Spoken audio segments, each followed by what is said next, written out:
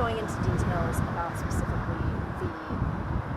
like when it comes to staffing for LSCO and specifically how you guys are trying to obviously maintain the entirety of Lane County with only so many people. Yeah, and actually, I should have thought of this before. I have some exact stats in my truck. I can grab in a second. We'll talk for a little bit. So Lane County has a unique situation in that population-wise, we're one of the larger counties in Oregon. But geographically, our county is about the size of Connecticut. We're much larger than most of our comparable counties. So not only do we have an issue of low staffing for patrol, but that's compounded by just the distance. It's routine. Is that going to be fucking said? It's fairly routine for deputies to drive 100 miles in a shift or more, and because our minimum staffing is 3 deputies and a sergeant. Say on a graveyard shift, there's a domestic violence dispute somewhere outside of Oak Ridge. Typically at least 2 deputies are going to go to that. If it's not a major incident, which leaves a deputy and a sergeant potentially in the valley, unless there's say there's a death investigation over on the coast, or then those 2 have to go to the coast, and now there's potentially nobody in the valley. So we work closely with our partner agencies because we certainly want to make sure for an in-progress life and safety type incident. If there's a crime occurring, someone's life is in danger, we want someone to be able to go. So we work very closely with state police and the various cities in our county so that we have that relationship. So if that call happens, we can get somebody there, a police officer there who can at least ensure someone's safety. But that investigation still typically is going to fall on us. Sometimes agencies will pick other stuff up, state police in particular. But in most cases, even if another agency helps us with a case, we're still responsible for it. It's in our jurisdiction. It's our responsibility, and we want to. Quite frankly, our deputies, they know Lane County. The majority of our deputies are from this area. They certainly all live in and around Lane County and recreate in this area. Their families are here. They want to live in a safe county, and they know they're part of that solution. So they get very frustrated as well with sometimes the lack of resources. If you're a swing shift deputy coming on shift and there's 4 pending domestic violence calls, the day shift simply hasn't been able to get to because they've been on other calls, other priority calls. Not for lack of trying, they just can't. That can be pretty frustrating, both from the work side. That's a lot of work ahead of you, but also understanding what that means for our community. There's people that wait 4 hours for a domestic violence incident to have a deputy respond, and it's not because some deputies just sitting back, not doing anything. It's because they simply have not been able to get to it because there's just so few deputies on the road. Are you sure all those trucks aren't going to be a problem? We're going to be good. Okay. I put on that mic in particular so I can get everything in the background. So when it comes to specifically, obviously being on big roads like this, and then our rural roads that we have around Lake County, what is it like, and how do you guys try to, when it comes to traffic, violations and things like that, when it comes to trying to endorse that safety? How has that felt sort of having staff to be able to get out to all of these different roads? Yeah, I know there have been a number of studies done on Lane County roads. We often rank very high in the deadliest roads in Lane County. And again, not only is that frustrating for our deputies because we respond to those fatalities when they happen out in the county, but also our families drive these roads. We drive these roads when we're not on duty. So, you know, responding to a fatal crash on 126, you know, over towards the coast on your Friday, and then you have plans to take your family to the coast the next day, you're going to drive right through where that incident occurred. So, you know, it's something that certainly we think about, and our deputies take action when they can. But again, if a deputy's on their way to an in-progress violent incident, they can't stop someone and enforce a traffic law. You know, maybe if it's so egregious that someone might die, then, but unfortunately our deputies are forced to always be making that decision of, is this traffic violation that I observed more important than the call that I'm going to? As our deputies are typically dispatched to one call right after another. As soon as they complete a call, there's usually another one waiting for them. So a part of that solution for us has been there's state grants for traffic enforcement, so speed, seatbelt, distracted driving, impaired driving. That's voluntary overtime. Nobody's telling deputies, hey, you have to work this overtime. But there's a lot of our deputies that they'll work their shift, and they'll either come in on their weekend or they'll stay late after shift to work that traffic grant overtime and focus on areas in the county. You know, certainly staffing is an issue everywhere, but you know, there's other agencies that either focus primarily on traffic on our state highways, or within the cities they have traffic teams that have that focus, and we don't have that. So having deputies willing to work that overtime and focus on problem areas, because we still get those complaints, right? We still have people calling in reckless drivers and drunk drivers and habitual speeders and people with felony suspensions that just drive all the time because you know, probably because they know that traffic enforcement can't be prioritized typically by us. So that's one of the pieces of that solution. And thankfully, we have those deputies willing to step up and take that enforcement action. I know no one likes a speeding ticket. Nobody likes you know, getting a ticket for running a red light or being on their cell phone. But study after study has shown that you can make roads as safe as you want. You can make cars as safe as possible. But without that enforcement piece, the statistics don't change significantly over time. And unfortunately, that's a piece that's largely missing in Lake County because of our staffing. Yeah, and like you said earlier, there really isn't a department necessarily for traffic enforcement with LCSO?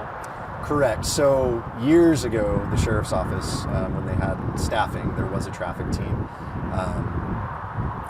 20, 30 years ago. It's been a long time. So we don't have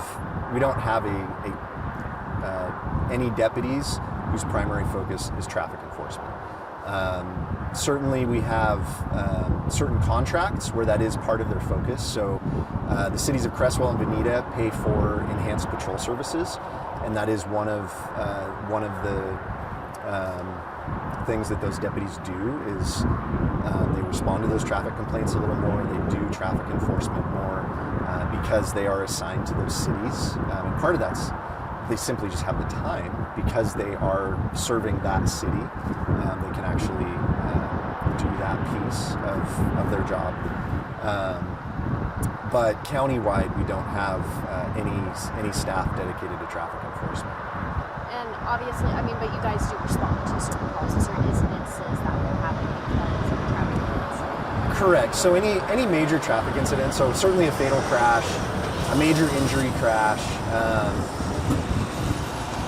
as we have staffing, again, that's where we're always having to triage calls, but those are calls we're typically going to respond to. A Dewey crash is something we're typically going to respond to. And then certainly, smaller incidents as we have time. If there's a crash and it involves an uninsured driver or a suspended driver or something like that, then that's something that we certainly want to respond to it. But again, if our deputies are on priority calls for service, life and safety calls for service, then it may be something that we just can't respond to.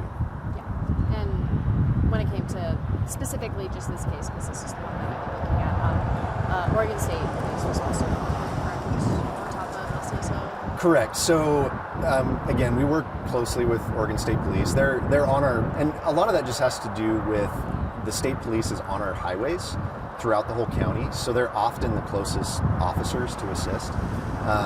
Likewise, if they have a major incident somewhere in the county, even on I-5, our deputies are generally going to be the fastest response outside of potentially other troopers, maybe. But even for them, often there's troopers on I-5, there's troopers way up the McKenzie Highway, there's troopers on the coast.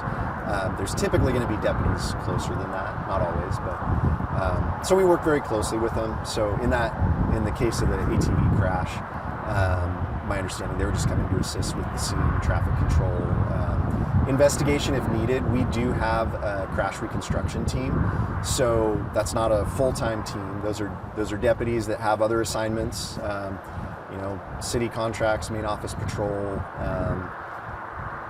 Marine Patrol. I don't remember exactly all of their current assignments, but that team has additional investigative training to investigate crashes. So when we have a major injury crash, a fatal crash, then we'll call out those deputies, typically on overtime, to come do that investigation of the crash itself. Absolutely. And obviously we saw the crash on I-5 just the other week down here. Again, like you said, patrolling kind of the major highways and things like that. But we've seen a lot of, again, like with this ATV crash, with the I-5 crash. I just did a story on Highway 99 in Bethel and how dangerous that can be and how people just absolutely speed down that highway and a lot of crashes happen, Why do you think specifically here in Lane County we're seeing a lot of this, like seeing traffic violations over and over again? Like kind of going on to the ATV crash, I know I'm going to head down to Crow Road later, but specifically are there signs that warn people? Like obviously like speed limit signs are everywhere, but like ATVs come out here, deer crossing up in the South Hills, stuff like that. Like why do you think we're seeing so many of these crashes and these things happening? Yeah, I can't really speak specifically to the ATV crash.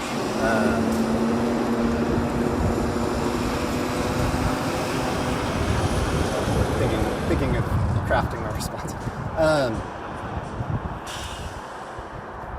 I don't know that I would say there's been an increase in crashes. I would really have to look at the statistics. From my experience of working patrol in Lane County for the past 10 years, there's a lot of crashes. And typically most people aren't aware of them unless it's a fatality or they live on that road. Most people don't know when a crash happens in the county, but it's pretty much every day, every shift. There's crashes, and then there's that triage of is this a crash we respond to or not? A fender bender, it's people are going to exchange information, insurance information, call a tow if they need a tow, and we're probably not even going to respond. And then all the way up to, the worst case, a fatal crash where it shuts down the road for hours. Those are the crashes that people become more aware of. But again, as far as Lane County, I don't know that there's been a marked increase, other than to say there's most years we rank pretty high in the most dangerous roads, and unfortunately a huge piece of that is the lack of enforcement. And specifically with LCSO, what? Obviously, I feel like the answer is more staffing, being able to have more people in. But what could LCSO do to try to again help these traffic enforcements and get that team, and specifically just the future ahead of trying to keep people safe on the road too? Yeah. So we have to work in the reality we're in. So. If there was a huge staffing increase on the horizon, it's certainly something we could prepare for, or keep in mind of this traffic safety piece of maybe having a deputy or two assigned to traffic. But it's unfortunately where we're at right now. That's just not in the future that we know of. So without knowing that we're going to have increased staffing. We have deputies and sergeants who've been very proactive in solving repeat problems, if you will. We respond to a lot of the crashes. We see a lot of the issues that are out there. So Certainly working that grant-funded overtime is kind of that first piece of just getting deputies out on the road and conducting that enforcement when it makes sense. Certainly Dewey enforcement, they're typically going to be working that in the evening into the night. But there's been other solutions. I know deputies have gotten speed signs put onto major roadways in our area, working with residents, whichever road department had jurisdiction of the road, finding funding for it, and getting those signs put up. And that's something that they've self-initiated because they saw a problem and tried to find a solution that they could do. Right? A deputy can't just hire another traffic deputy to go enforce stuff. So what can we do? Our traffic reconstruction team is part of that. Well, it's not necessarily, it's a reactive piece of that. Not having to rely on another agency for these more in-depth investigations and reports and being able to do them ourselves. Because those often will inform both enforcement, but sometimes road engineering. So there's been areas where our deputies have seen repeat problems or I will also say heard from community members about chronic issues that really, while drivers were part of the problem, the actual road engineering could be changed to create solutions. So we've had areas of the county where we've partnered with Public Works and if nothing else to say, hey, this needs to change, but sometimes even had feedback requested and work together for solutions on creating safer roadways where we can. Absolutely. And final question, it's a little bit about because we got on a person that passed away, specifically talking about how this road, a lot of people speed down this road, and just for clarification and not speculation, just and if or can say if the person that was driving the car was speeding down the road when the crash happened. In this particular case, I don't know, and I couldn't say if I did. Yeah. Certainly, that's why we have that crash investigation team. Estimating speed, a layperson in estimating speed can be pretty wildly inaccurate, especially if in a critical incident like this, right? Adrenaline affects how you perceive things even after the fact. So that's part of the reason we have that crash investigation team, is so that they can look at the car's data, look at the skid marks from braking. They can look at there's a lot of the crash scene itself that helps determine speed, direction, all those different things that otherwise maybe rely on witness statements if there were even witnesses, whereas that team can typically have a more concrete, still an estimate, but at least a more concrete estimate. Absolutely, yeah. Just again clarifying, because don't want to say that this person was speeding down the road if we don't know the person was speeding down the road. Correct. I couldn't say on this case. Okay. Regardless. No, that's just again. She sent an email, obviously, just wanting to bring light to her nephew. And things like that, and going over what happened. So. Yeah, and that roadway, without speaking to that case, that roadway and a lot of our South Lane, more rural roadways, they often do see higher speeds. There's a lot of people that will go out there and cruise in their nice cars or their motorcycles, or they just know the lack of enforcement, which. Maybe 9 times out of 10, but I've certainly rephrase that. We aren't typically having, sorry. You're good. We don't typically have, dedicated traffic enforcement on those roads, but we do patrol them. Those are areas, if deputies are working speed grant, that they'll look at. Like I said, we live here. We know what roads people speed on and speed dangerously on, and we also respond to the crashes. So, we know which roads typically have speed-related crashes, and so we do patrol those. Just unfortunately, it's not something that we're able to do with a dedicated team. Well, I think that's all the questions that I have. If there's anything else you want to add at all, I'll get you our annual that has a little better statistics, like the actual hard statistics. Yeah, I mean, to the funding piece, this is actually something that I will typically say. As far as how many deputies Lane County has,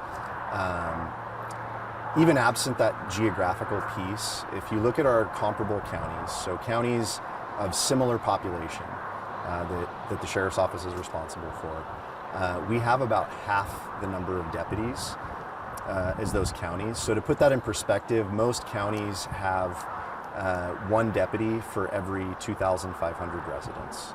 So on any given day, if every deputy has their uniform on, so this isn't even like on a shift, this is if every sworn deputy was on the road, our comparable counties average about one deputy for 2,500 residents. Lane County averages about one deputy for 5,000 residents. And that's if all of our detectives are on patrol, every patrol deputy's on patrol. No one's on vacation. That's all patrol staff, out. correct. Yeah. So that's another number, another way to look at it. When we say we have half as many deputies, that means each deputy is responsible for twice as many people when they're on shift. So.